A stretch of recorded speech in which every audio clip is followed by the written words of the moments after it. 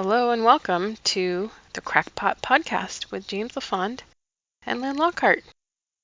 You're listening to episode 3. This episode was taped on June 19th. Good morning, James. Good morning, Lynn.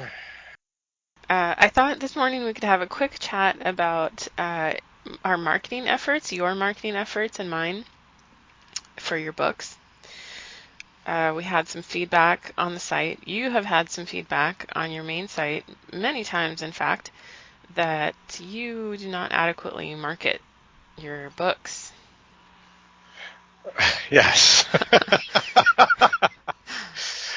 I'm pretty good at marketing, hot dogs and granola bars. I'm really good at tying in cheese whiz with just about anything in a supermarket setting, but I couldn't sell cheerleaders in prison, really. I just don't have it, and I just figure if I go there, it's just going to be an embarrassment. And it takes a huge amount of energy for me. I remember when I was a Cub Scout, they gave us these raffle tickets to sell for whatever to support the organization.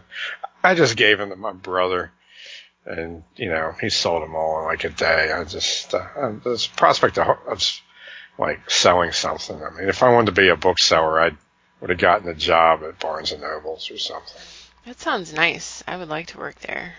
Maybe it's not so nice anymore now that we have Amazon. But I want to read this quote from Koanic Soul. I don't know if I'm pronouncing that right, but you posted a message of his a couple days ago.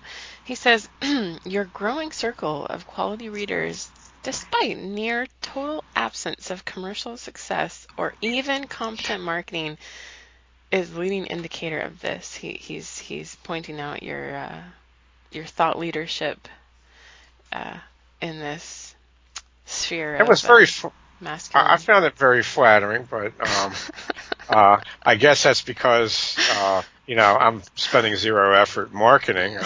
I suppose you were somewhat wounded by this, but perhaps he didn't realize that you're doing what you're doing. And there you have just exposed my point with this, is that I think I would really like it, James, if you would maybe put something on your right-hand sidebar that always stays there for the blog spot, because people, maybe they just don't really know. At the blog spot, and if you're listening, please pay attention, jameslafond.blogspot.com. This is a website. It belongs to James, and I have been listing every published work is going up there little by little, as well as some new content that doesn't appear at James's main site that you might enjoy. So please come visit us. I also want to read, I feel that Sam J was kind to me here in the comments, so I want to read from him. Sam J writes, "Your marketing is not so bad. Lynn is doing a good job, and now you're putting links to your books in the post, which is great. My only beef is that it's not clear where to buy your books. You should have a large font, 'Buy my books' at the top of the page with a link to your books and a description of the books." So I don't know how to do this more clearly than what I have done in the blog spot, but maybe that's the topic for another time. What do you think? What can I do for you, James, since you are not the marketer? You set me up with an interview with Kevin Michael Grace for later today, which I will hopefully not botch. And, we'll end up generating something that he's not embarrassed to put up on the two Kevin's YouTube channel. Oh, it's going to be a hit. It's going to be a huge hit.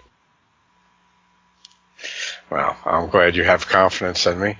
I must tell Koanic that my suggestion of Lynn going around to, LA strip clubs and having strippers pose with copies of my books and then sending this out to alt-right publications. She balked at that. She's not doing that. So maybe there's a point to her not doing everything that can be done. But I understand her sensibilities. And, I apologize for making I thought you would enjoy that task more than I would, James. You would enjoy it more, wouldn't you? You need a camera. That's all. Oh, I would, but the strippers in Baltimore have gotten so ugly. Oh. Yeah, it's like I don't even go anymore. I don't even know where to find strippers. I've never been to such a location in my life.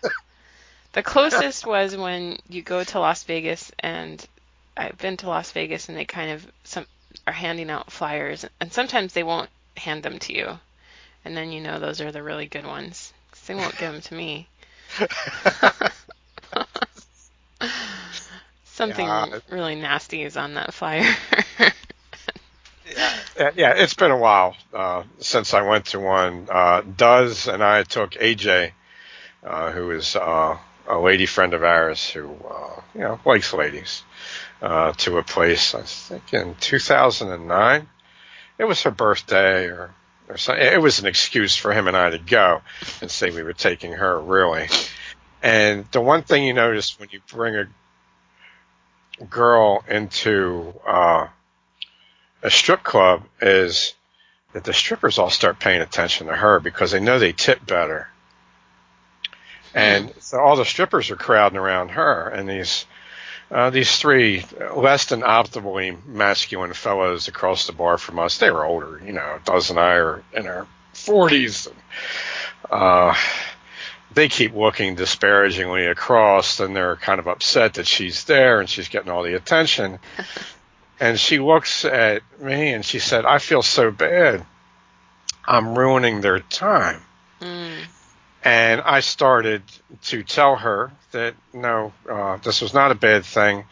And I said something like, well, what are those three faggots going to do? You're sitting here between me and Captain Caveman. I mean, we could order some cheese nuggets and watch them bounce their heads off the bar. And then I realized that the music had cut off. It was between songs, and we're like 10 feet from these guys, and they're looking at us. They're almost crying. And they got up and left. Oh. And then she felt really bad. and she looks at Duz, and he looks at her, and he finishes his beer.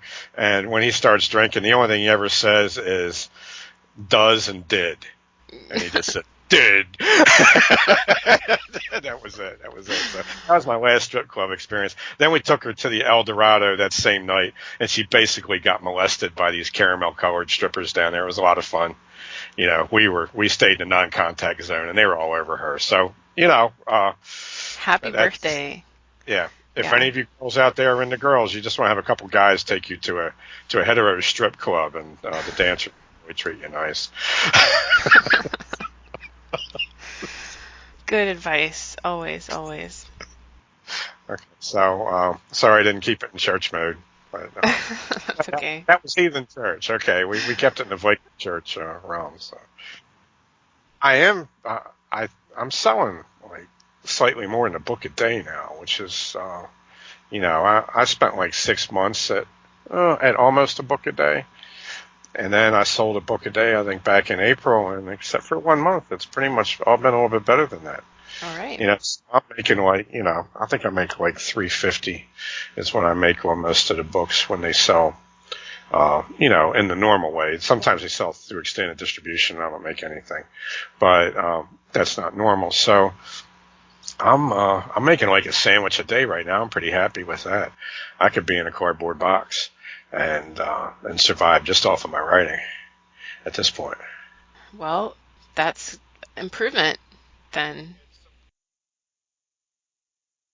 Thank you for listening to part 1 of episode 3 of the Crackpot podcast with James LaFond and Lynn Lockhart.